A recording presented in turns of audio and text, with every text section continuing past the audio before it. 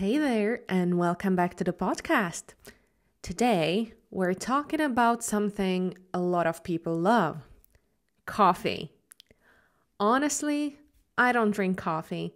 I don't like the taste, but I know that having a cup of coffee is some kind of ritual for many people around me.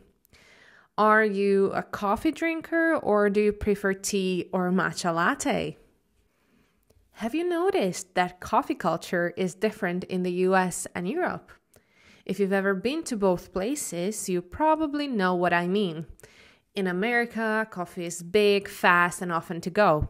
In Europe, coffee is small, slow, and more about the experience. Why is that? Let's talk about it.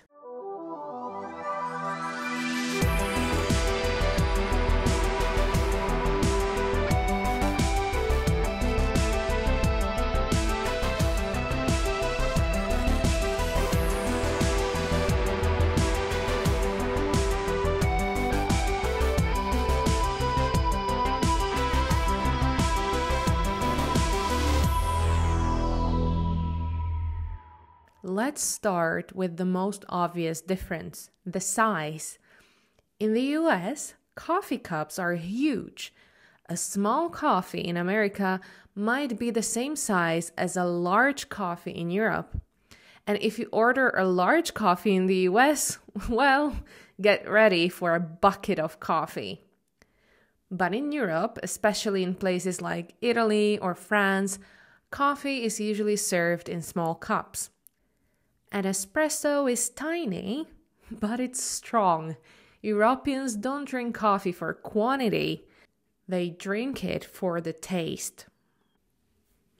Another big difference? In America, coffee is often something you drink on the go. People grab a big cup, maybe from Starbucks or Dunkin' Donuts, and take it with them to work or on the road. Drive-through coffee is super popular. But in Europe, coffee is more of a moment. People sit down at a cafe, relax, and enjoy their coffee. You almost never see someone walking around with a huge cup of coffee. It's just not part of the culture. In Europe, you can see people sitting at a cafe for hours with just one cup of coffee and a cake. Nobody rushes them. In the US, if you sit at a cafe for hours without ordering more, you might get some strange looks. Now, let's talk about strength. American coffee is often brewed, meaning it's weaker but has more liquid. In Europe, espresso is the king. It's small but very strong. And if you want something similar to American coffee in Europe, you might have to order an Americano, which is just espresso with hot water added. Also, in the US, people love flavored coffee. Pumpkin spice lattes, caramel macchiatos, hazelnut coffee. In Europe, coffee is usually just coffee. If you ask for a pumpkin spice latte in a local Italian cafe, they might laugh at you. Of course, flavored coffee is coming here as well. You can see it seasonally on the menu. When do people drink coffee? In America, the answer is anytime. Morning, afternoon, even at night. Some people even drink coffee at dinner. In Europe, coffee drinking has more rules. For example, in Italy, people drink cappuccino only in the morning. If you order one in the afternoon, people might give you a strange look. After lunch or dinner, espresso is the way to go.